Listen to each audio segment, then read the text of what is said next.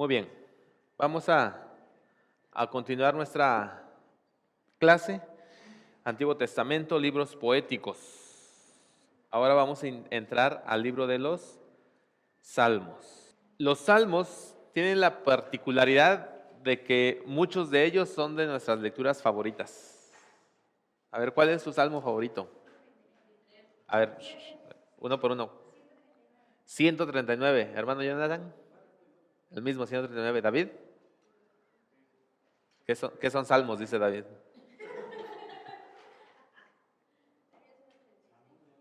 El 86, 51, 23, 27, el 1, 23.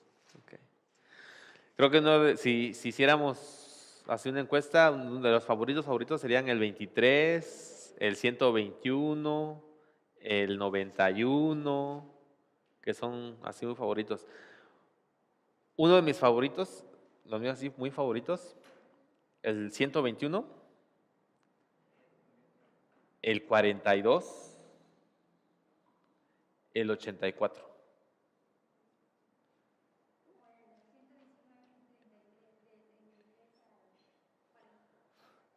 Ahora, ¿se sabe de memoria ese salmo, su salmo favorito?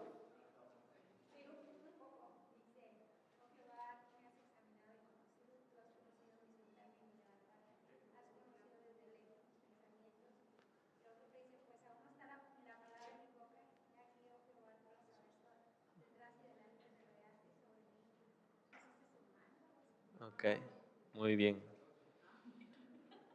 A ver, ¿qué dijo que el 23? ¿El 23 de memoria, hermano?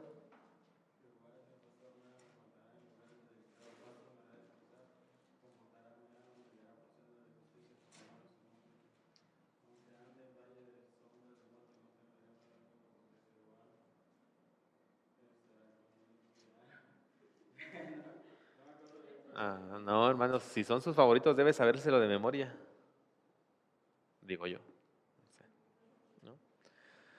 Pero la verdad es que sí, los salmos el libro de Salmos es un libro dentro de la Biblia que es muy recurrido por nosotros. Es más, incluso gente que no es cristiana le gustan los salmos y lee los salmos.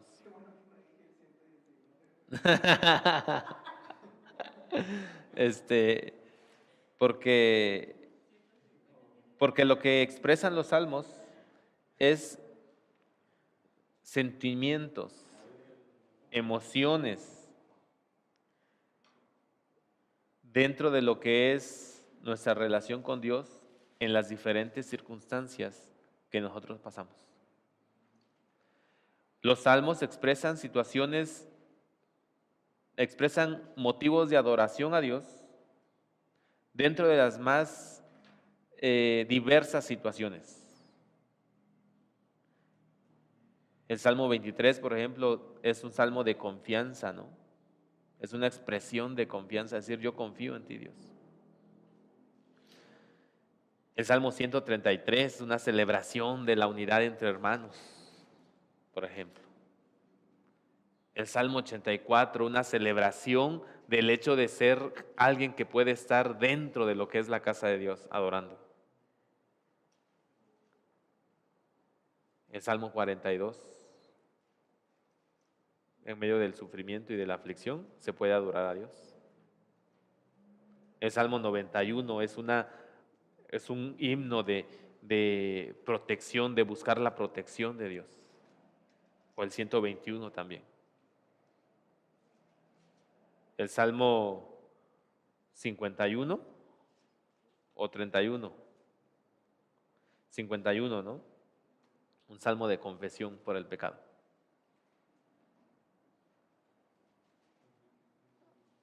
Hay un salmo que habla de la adoración a Dios en medio de una boda, por ejemplo.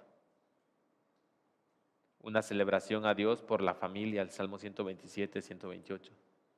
Entonces, dentro de las más diferentes circunstancias de la vivencia del ser humano, hay una expresión de adoración que está escrita en el libro de los Salmos. Y por eso los Salmos nos gustan mucho, porque nos identificamos con ellos. Porque muchas veces nuestras emociones empatan con las emociones que el salmista quiso transmitir a través de su composición poética y que Dios permitió que estuviera ahí para nosotros.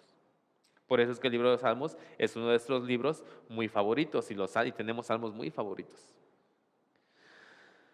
Bien, ¿quién compuso los salmos? Son varios autores.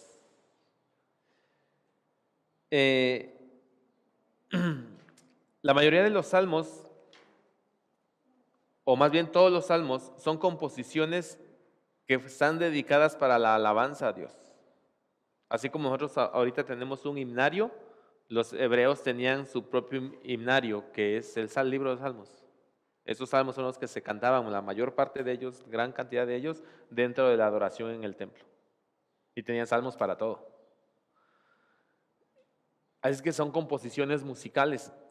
Y una de las cosas que usted debe entender es eso, que mientras usted lee los salmos, los hebreos cantaban los salmos.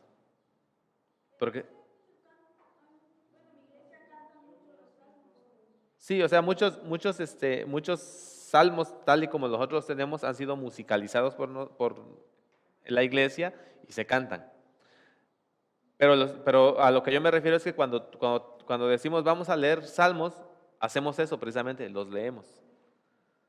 Y nosotros debemos entender que el propósito de su escritura es para que fueran cantados, ¿no? Cantados. Ahora, obviamente hay toda una situación musical que hay algunos que nosotros no podemos cantar o hay que hacerle arreglos, etcétera, etcétera. Pero a lo que yo me refiero es que nosotros debemos entender la naturaleza de estas composiciones. Son cantos.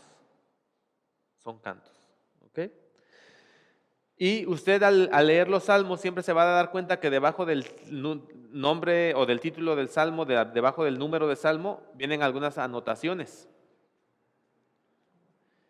Que muchas de ellas aparecen dentro, si su Biblia es una Biblia,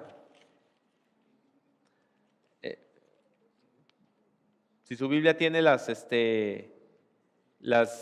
anotaciones, van a aparecer en letras pequeñas algunas pequeñas notas que nos dicen algunas cosas con respecto del Salmo. Por ejemplo, el Salmo, el 51 precisamente, dice por qué, ¿no? La ocasión en la que fue escrito.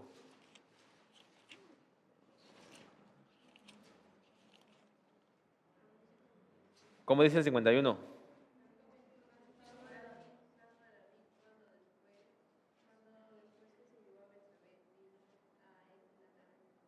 Exactamente.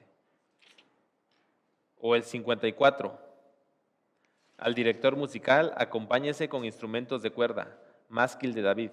Cuando gente de Sib fue a decirle a Saúl, ¿no estará David escondido entre nosotros?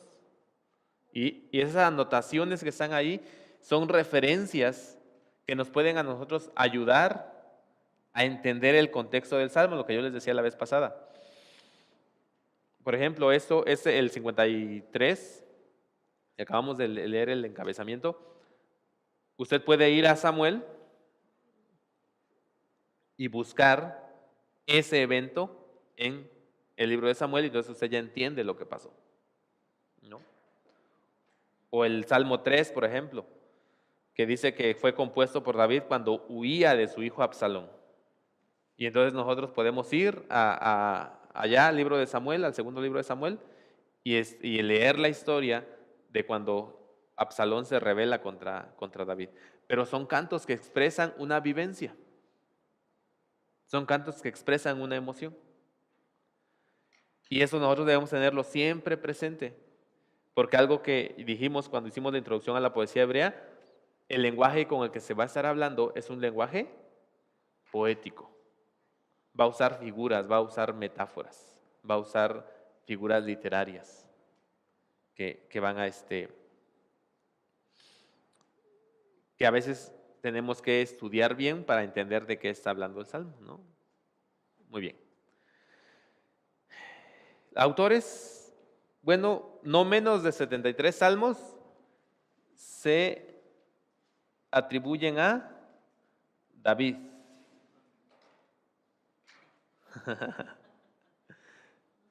2 se atribuyen a Salomón, Asaf tiene 12, los hijos de Coré tienen 12, Etán tiene 1, Emán tiene 1, Moisés tiene 1, Ageo tiene 2, Zacarías tiene 2. Y gran parte de ellos, o de la mayoría de ellos, o muchos de ellos, no tienen título, no tienen autor, ¿no? Ahora, algo bien interesante que nosotros debemos ver, el lapso aproximado entre el primer salmo que se escribió y el último salmo que se escribió es más o menos de 1000 años. Ahora, cuando digo que el primer salmo que se escribió, no me refiero al Salmo 1. El Salmo 1 no es el primer salmo que se escribió. No sabemos en qué momento se escribió, pero seguramente no es el primero. Ni el 150 es el último que se escribió. Pero más o menos podríamos decirlo de esta manera, que el salmo más antiguo que podemos encontrar, me parece a mí, el salmo más antiguo que podemos encontrar, por lo menos no fechado, pero que podemos fechar con mayor antigüedad, es el Salmo 90. ¿Por qué? Porque lo escribió Moisés. Entonces es lo más alejado que estamos hacia allá. Si tuviéramos uno que dice que lo escribió Abraham, ese sería el más antiguo. Pero no tenemos. Puede que haya uno más antiguo que ese, pero por lo menos como evidencia, el Salmo 90, que fue escrito por Moisés. Y el Salmo más al último, ¿cuál podría ser?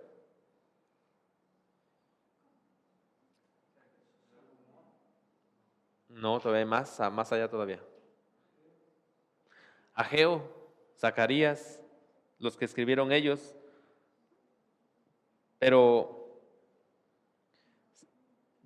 que con evidencia aquí, en la Biblia, que probablemente dicen que es de Ageo o de Zacarías. El Salmo 137. ¿De qué habla el Salmo 137? Lo vimos el primer día.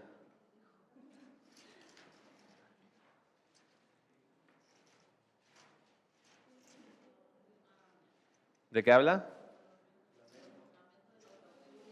Del exilio. Entonces es lo más alejado que estamos. Y ustedes ya leyeron ya llevaron libros proféticos y ya saben que Ageo estaba en el exilio. Entonces por eso se cree que él compone estos salmos probablemente, ¿no? Entonces es lo más alejado que tenemos. Pero hay un lapso de 1000 años. Por eso es que también nosotros debemos entender que el desarrollo teológico dentro de los salmos no es igual entre uno y otro, porque corresponden a épocas diferentes. Sin embargo, lo que sí nosotros podemos decir, entender y apuntar es que el libro de los Salmos, tal y como nosotros lo tenemos, es una colección de cantos que fue recogida durante el transcurso de la historia del pueblo hebreo para manifestar una alabanza, una adoración a Dios dentro de cualquier momento o dentro de cualquier evento. Aquí está. Propósito del libro es la alabanza a Dios en medio de cualquier situación que viva el creyente. La estructura del libro, 5 colecciones como los 5 libros de la ley. ¿Ya se dieron cuenta de eso ahora que están leyendo Salmos? Está dividido en libros. Libro 1, libro 2, libro 3, hasta el libro 5. Hay algunos que hacen una asociación y dicen que cada uno de los libros corresponde a un libro dentro del Pentateuco. No estoy muy seguro de eso. Pero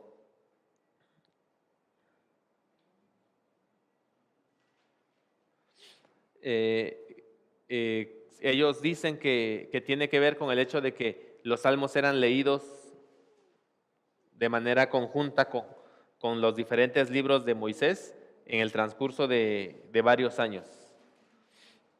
Y que por eso es que se fueron haciendo estos libros. La verdad no sabemos. Mi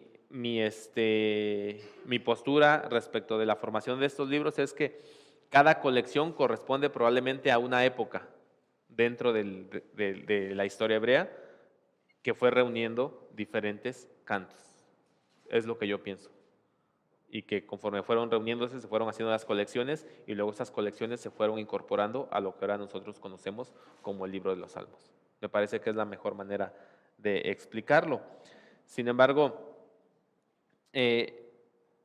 pues esto es algo que nosotros debemos ver y que nos ayuda a entender el proceso de cómo fue formándose el libro de los Salmos.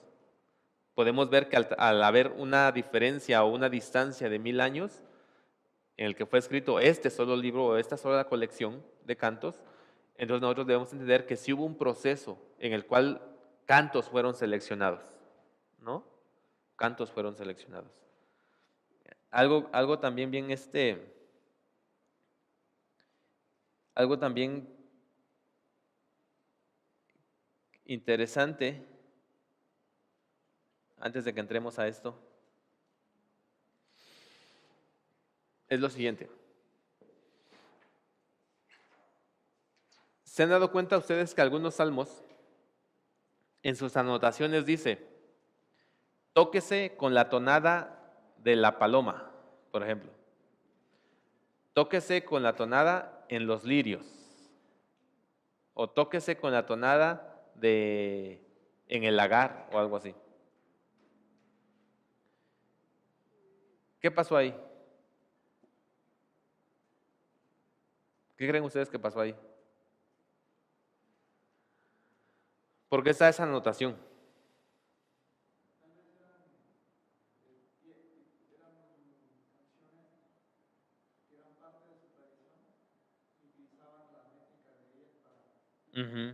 Eso es lo que se cree, que se compone un salmo y al momento de ser musicalizado se toma la música de otro canto que ya existía, se toma solamente la música y se dice, bueno, vamos a usar esa música y con esa música vamos a cantar este salmo, y eso es lo que hacían ellos, ¿no? Que es lo que nosotros vamos a encontrar en varios, por ejemplo, en el Salmo 5, ¿no? Al director musical, acompáñese con flautas. O sea, con arpa no podía, tenía que ser flautas. O en el 6, al director musical, acompáñese con instrumentos de cuerda sobre la octava. No sé qué sea la octava, pero sobre eso, ¿no?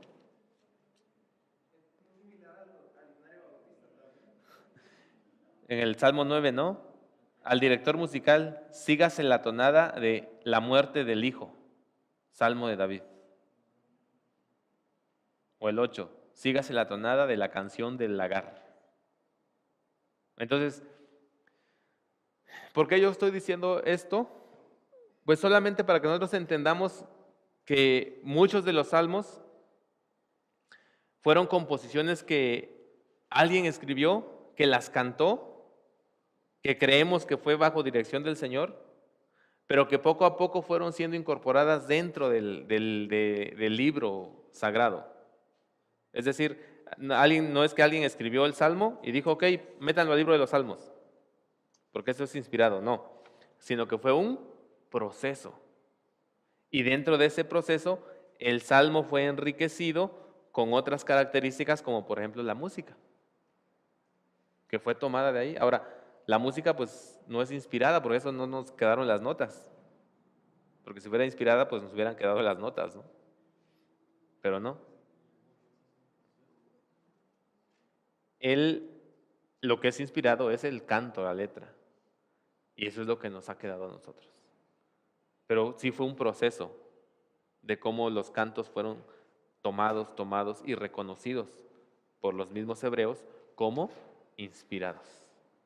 Y Dios permitió que en el transcurso de más o menos 1000 años se formara esta colección preciosa de salmos que hasta el día de hoy siguen afectando nuestra vida y siguen entonces ayudándonos a expresar nuestra adoración. Por lo tanto, podemos decir que el libro de los Salmos es una colección de colecciones de cantos. ¿Okay? Muy bien. Clasificación de los salmos para el exégesis es muy importante el género literario. Entonces, ¿cómo se clasifican los salmos? Bueno, se clasifican según sus autores. ¿Es de David? ¿Es de Salomón? ¿Es de Moisés? ¿De quién es? Ya el hecho de que tú digas, este es de David, entonces ese salmo tú lo vas a circunscribir a una época específica dentro de la historia de Israel, la época del reinado de David. Si dices, este salmo es de Salomón, ok, entonces está dentro de otra época. Y si este salmo es de Moisés, te vas bien atrás hasta el tiempo de Moisés. Este salmo es de los exiliados. Te vas hacia esa época y ya tienes un contexto histórico a partir del cual tú puedes interpretar el salmo. ¿Ok? Entonces, según sus autores. Según los nombres de Dios que utiliza. Hay algunos salmos que utilizan el nombre Jehová o Yahvé.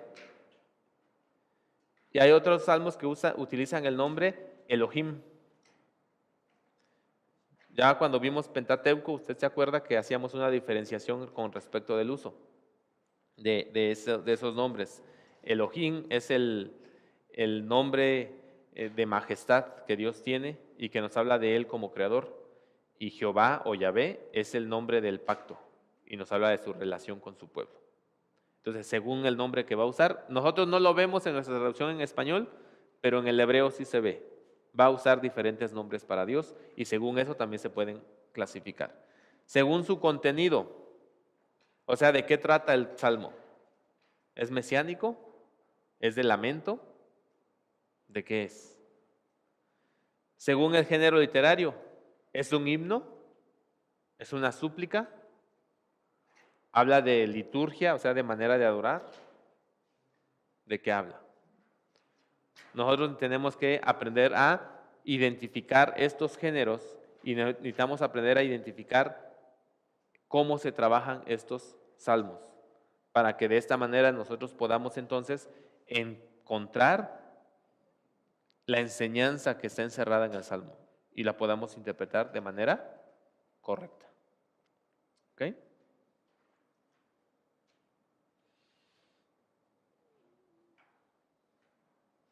Aquí están. Géneros literarios de los salmos. Himno. Esos son los géneros literarios. Himno es un canto de alabanza a Dios, de ordinario por sus obras. El tono es festivo y suele ser coral. Suelen componerse de una introducción, cuerpo y conclusión. En la introducción se invita a la alabanza, en el cuerpo propone las razones y temas concretos de la alabanza y en la conclusión suele retomar el comienzo. Un ejemplo de este sería el Salmo 8. Es un himno. Canto de entronización o realeza de Jehová. En este tipo de cantos se habla de Jehová como un rey y se dice que Él está sentado en su trono o que va a sentarse en su trono y por la general eran cantados cuando tomaba posesión un rey. Recuerden que cuando Dios le dijo a David que él iba a tener un hijo, que iba a sentarse en el trono, y Dios le dijo a David que ese hijo iba a ser hijo de Dios, ¿se acuerdan de eso? A partir de ahí se desarrolla esa identificación. El rey es un hijo de Dios. Así que cuando se va a sentarse en el trono, se canta un himno como si Dios mismo se estuviera sentado en el trono, porque el que se va a sentar en el trono es el hijo. Y hay un pasaje sorprendente ahí en Samuel, creo que es en Samuel o en Crónicas, cuando se dice que se proclama a Salomón se proclama a Salomón rey y dice el texto, y se sentó Salomón en el trono de Jehová. Entonces la idea es, en realidad el rey es Jehová y el rey que se va a sentar está usando o está siendo puesto en ese lugar representando a Dios. Entonces por eso es que se suelen cantar esos salmos de entronización cuando se va a tomar posesión un rey. Cánticos de Sión. Estos son una especie de himno que tiene como tema la ciudad santa, el monte del templo, y tiene como ocasión litúrgica de peregrinación o una fiesta en la capital de Judá. ¿Se acuerdan? Ya hemos dicho algo acerca de esto. No tenemos pizarrón. Creo que no.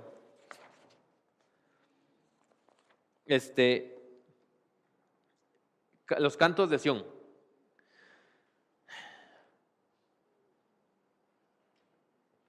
Vamos a explicar esto.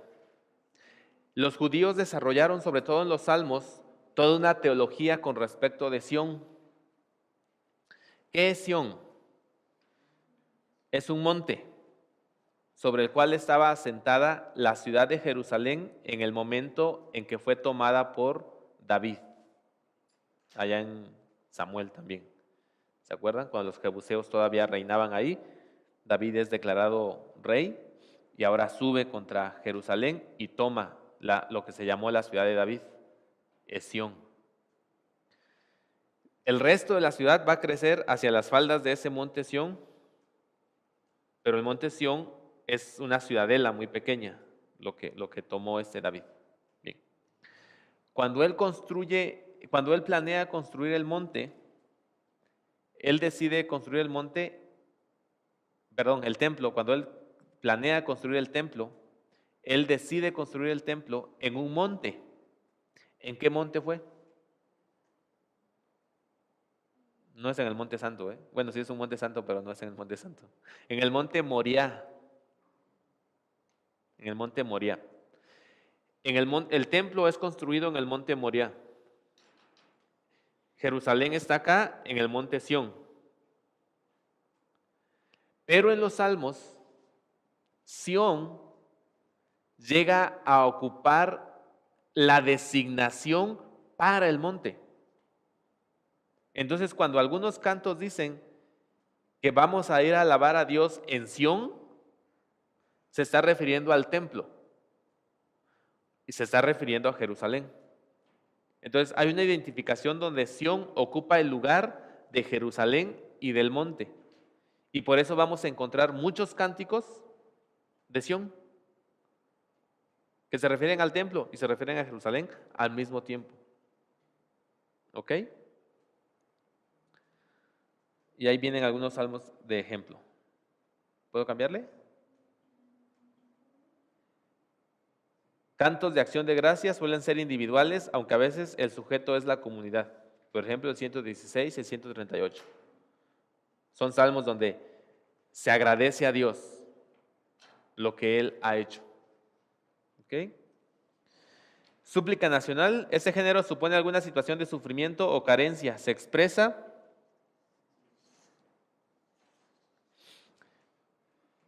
el dolor, la pena con acentos de queja, reclamo o lamento.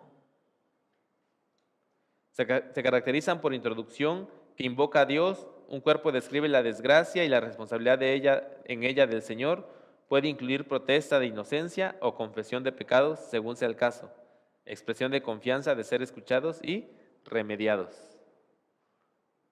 Son los salmos de súplica. Los de súplica individual son similares, pero aquí se refiere solamente a un solo género, a un solo individuo. Puede dividirse por persecución o peligro, por enfermedad o del inocente injustamente acusado. Ejemplos, el 3, el 5 y el 25. Salmo de confianza. Ese es el tema central, una declaración de estar confiando en Dios. El ejemplo clásico sería el 23. Salmos reales y mesiánicos. El Mesías es presentado como rey, por ejemplo, el Salmo 2, el 20, el 21, el 110. El Mesías es presentado como sacerdote, Salmo 110, y el Mesías es presentado como alguien que sufre, Salmo 22 y también en el 31. Liturgias. Aquí son referentes al culto. En ellos el salmista se goza yendo al templo por la comunión con Dios, se encuentra en aquel lugar, en los servicios divinos, donde muchas veces soluciona problemas, encuentra alivio y todo eso. Uno de esos es el Salmo 84. Oh Jehová, cuán amables son tus moradas, oh Jehová de los ejércitos, anhela mi alma y aún ardientemente desea los atrios de Jehová. Salmos de liturgia. Salmos penitenciales son los que van a expresar el profundo sentimiento o sufrimiento del ser humano ante el pecado no justificado delante de Dios. El clásico, el Salmo 51, ¿no? El ejemplo clásico de un salmo penitencial. Salmos sapienciales o de carácter describen las características del hombre que agrada a Dios. Un salmo que ejemplifica esto sería el Salmo 1. ¿No? Salmos de clamor y venganza, a veces llamados imprecatorios. Ese es un tipo muy especial de salmos, que se llaman imprecatorios porque incluyen imprecaciones. ¿Qué son las imprecaciones? Maldiciones. Ejemplo, el Salmo 137 que ya hemos estado mencionando varias veces. Oh Babilonia, que serás destruida, dichoso el que arroje a tus pequeños contra las rocas. Esa es una imprecación, esa es una maldición. Entonces, hay varios. Ahí, ¿no? Ahora, cuando nosotros leemos y cuando nosotros los estemos analizando y estemos estudiando, debemos entender primero que expresan una emoción. Luego, dos, que están dichos dentro de un contexto teológico que no conoce o no ha sido, en donde no le ha sido revelada la gracia de Dios. Nosotros como cristianos ya no podemos orar, ojalá que te agarren a tus pequeños y te los azoten contra la roca. Obviamente no podemos orar eso. O sea, nosotros ya no podemos orar ese tipo de cosas, porque nuestro conocimiento teológico es superior al de ellos. ¿Okay?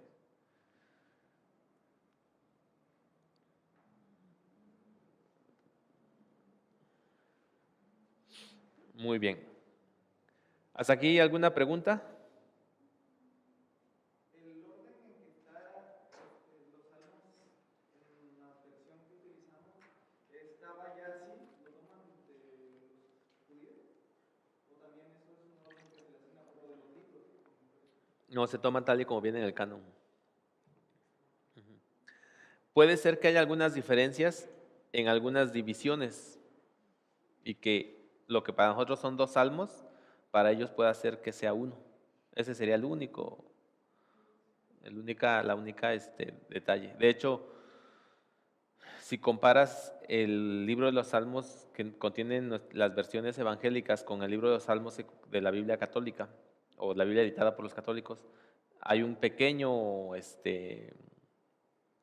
desfase de números.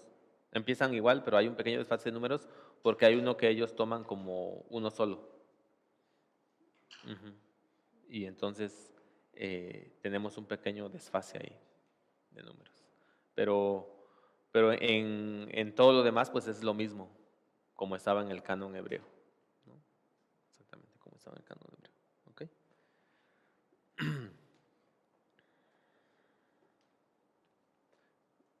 Muy bien.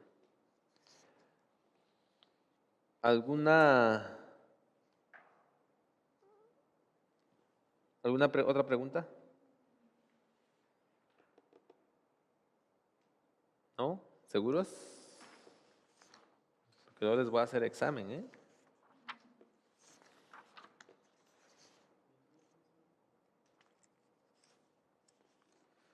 Ok, bueno. Vamos a continuar.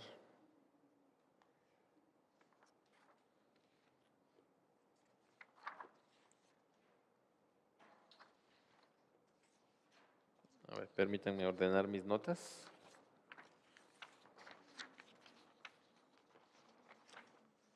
Okay.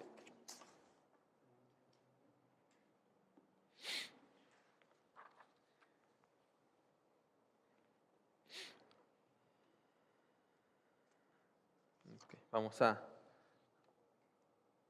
algunas cosas que quiero comentar aquí.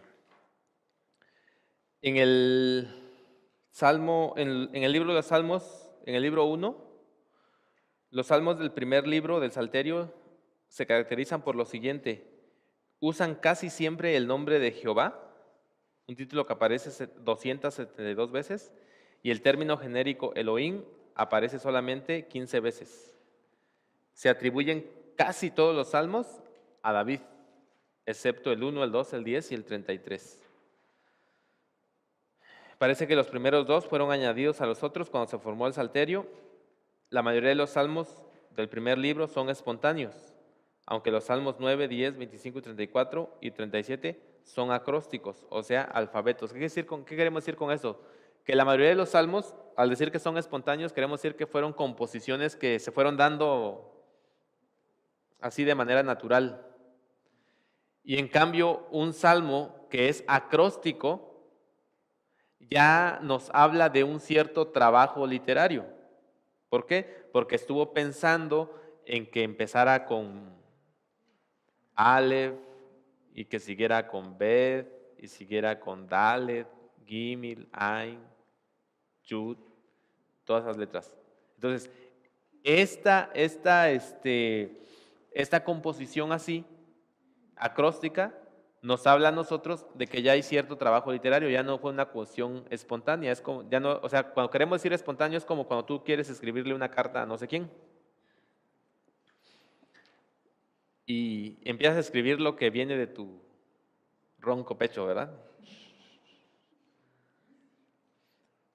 Y eso es espontáneo. Pero luego le quieres hacer le quieres enviar en la misma carta un poema acróstico. Entonces pones su nombre y te pones a buscar una palabra que empiece con esa letra, ¿no? Y como que te da problemas a veces, ¿no? Iba a poner un ejemplo, pero mejor no lo pongo. Sí, dice. Ok. Se clasifican los poemas de ese libro según su tema. Por ejemplo, hay un contraste entre los justos y los inicuos. Hay salmos que son de clamor de los justos ante el sufrimiento. Y hay otro que habla acerca de la gloria de Dios en la naturaleza. Y hay otros que alaban la ley, al rey, o hablan entonces de la vida futura. Ok, vamos a entrar aquí entonces al estudio de un salmo en particular. Salmo número 3. Todos, por favor, en el salmo número 3.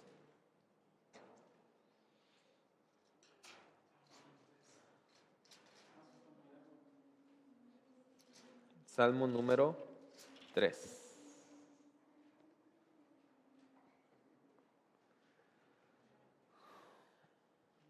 Este es un salmo clasificado como un salmo de lamento. Es un salmo de lamento. Y es un salmo de lamento individual, o es un salmo de súplica individual también. ¿El contexto histórico cuál es? Primero, ¿quién es el autor? David, ahí nos dice que el autor es David. Ok, entonces ya circunscribimos nuestro contexto histórico a una época muy específica de la historia de Israel. De manera muy específica, ¿cuál es el contexto del Salmo? Ok, es en el momento de la rebelión de Absalón en contra de David. Entonces, es un salmo que escribió David en un momento muy específico, cuando su hijo Absalón se rebeló contra él para quitarle el trono de Israel. Y ha sido escrito cuando él está huyendo de Absalón. Y por eso David empieza diciendo, muchos son, Señor, mis enemigos, muchos son los que se me oponen y muchos los que de mí aseguran, Dios no los salvará. ¿Qué pasó cuando Absalón se levantó contra David? Muchos que eran amigos de David se voltearon, dijeron, aquí el que parece que va a ganar es Absalón, así es que lo más inteligente es seguir a Absalón y no seguir a David. Fueron muy pocos los que fueron leales con David. Fueron muy pocos. Pero la gran mayoría se volteó contra David. De hecho, cuando ellos van huyendo, ¿se acuerdan cuando van huyendo? Por todo el acueducto dice que va un hombre de la casa de Benjamín aventándole piedras a David y maldiciéndolo y diciéndole que es un sanguinario y que Dios te está castigando y no sé qué. Y entonces Joab o uno de sus generales le dice a David, Señor, dame permiso y voy y lo mato. Y entonces David le dice, déjalo. A lo mejor Dios le dio permiso que me maldijera. Déjalo porque a lo mejor Dios ve cómo me está maltratando y entonces se compadece de mí. Ahora, esa escena a nosotros nos da un contexto para este salmo. David está confiando en Dios como aquel que va a hacer justicia en este momento y no su ejército. Porque finalmente en este salmo la declaración de David es: tú, Jehová, eres mi salvación. Y ese es el contexto histórico de este salmo. Ahora, al saber esto, tú y yo ya podemos entonces imaginarnos la emoción, el sentimiento y por qué David está expresando y va a expresar las palabras que están contenidas en el salmo. ¿Y cuál es la esperanza de este hombre? Él espera que sea Dios quien lo mantenga en alto. Por eso es que cierra el salmo diciendo: tuya es, Señor, la salvación. ¿Ok? Finalmente, David está lamentando su situación, pero hay una declaración de confianza en el hecho de que Dios va a hacer algo. En medio de su sufrimiento, Dios va a hacer algo. Y al conocer la historia que está alrededor de cuando fue escrito ese salmo, nosotros entonces entendemos lo que está pasando aquí. Muy bien, ¿cuál es la estructura del salmo? Primero, el salmo identifica a quién eleva su cántico. ¿Quién es el destinatario del cántico? Dios, el Señor, Jehová. ¿Cuál es la queja que él está expresando? Sí, pero ¿cuál es la queja específica? Tiene muchos enemigos. Hay muchos enemigos, pero no solamente eso. Se están levantando en contra de él. Esa es su queja. Luego hay una declaración de confianza. ¿Cuál es la declaración de confianza? Exactamente. Ok. Entonces él dice: Señor, mira cuántos enemigos tengo. Y eso es su lamento. Pero luego declara su confianza: pero tú eres mi escudo. ¿Ok? Liberación. En este punto, él va a clamar por liberación y porque Dios le dé entonces, que Dios le dé a él entonces la oportunidad de salir adelante en este punto de su vida. ¿Dónde está la súplica por liberación? Versículo 7. Levántate, Señor, ponme a salvo, Dios mío. Y hay una declaración de seguridad. Dios va a hacer algo. ¿Y qué es lo que hace? Versículo 7, segunda parte, ¿cómo dice?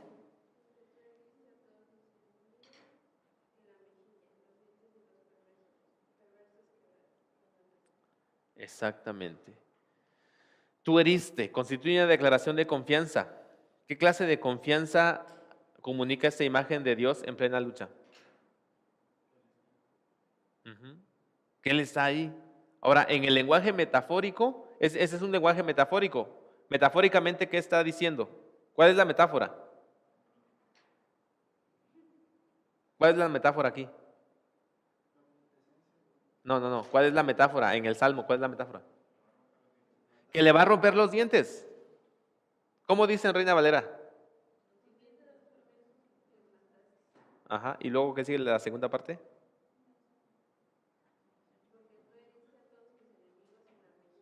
Ujú. Ok. Entonces, la metáfora es esa.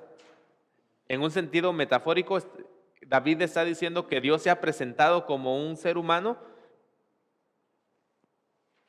y ha empezado a repartir golpes y le está sacando los dientes. Metafóricamente está diciendo eso. ¿Qué es lo que quiere decir?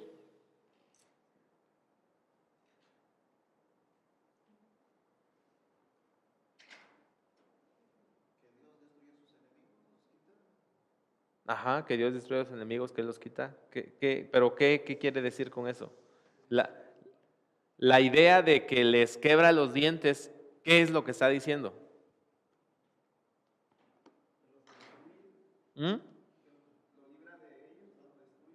Que los destruye, es decir, que Dios tiene la victoria.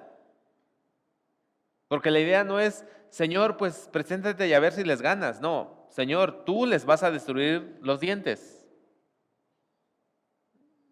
Es como cuando estabas en la primaria, ¿no? Y te peleabas. Al primero que le saliera sangre o llorara, ese perdía. ¿No?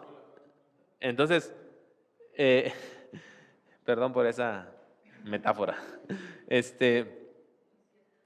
Pero la idea es, si Dios ya le rompió los dientes, quiere decir que los enemigos ya están vencidos. Ese es el punto de la metáfora. No es literal el hecho de que les va a sacar los dientes. David no está esperando eso. Él está diciendo que Dios los va a vencer o que Dios ya los ha vencido.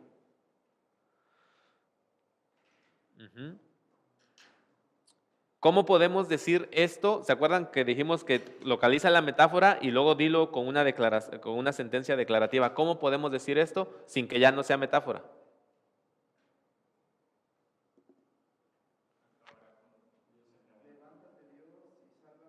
No. ¿Usted cómo los va a decir en sus propias palabras? Nada más ese versículo.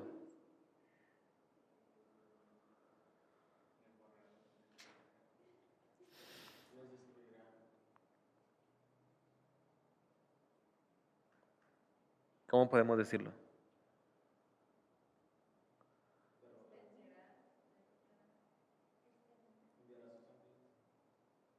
No, eso es metáfora. Dios solucionará mis problemas. Eso es lo que quiere decir. Si tengo un montón de enemigos, si estoy diciendo que Dios les va a romper los dientes, ¿qué es lo que qué es lo que estoy diciendo? Que Dios va a solucionar lo que está pasando. Dios va a dar la solución. Y cuando yo digo Dios va a solucionar este problema, eso ya no es metáfora. Eso es literal. ¿Ok? A eso es lo que nos referimos cuando dijimos en las claves de cómo interpretar la poesía, es identifique la metáfora y luego lo que la metáfora dice, póngalo en una expresión que ya no sea metafórica. ¿No? Porque si yo digo, en este salmo, en este versículo dice que Dios va a destruir a mis enemigos, pues sigue siendo metafórico. Porque estoy esperando que Dios venga y destruya, literal. Si yo digo, es que Dios me va a enviar protección, sigue siendo metafórico. Por eso decimos, esa declaración debes reducirla, no reducirla, sino decirla de una manera que puedas entenderlo literal. Entonces, Dios golpea en la mejilla a mis enemigos y les tumba los dientes a mis enemigos. Una manera de decirlo es, Dios va a dar la solución. ¿Ok?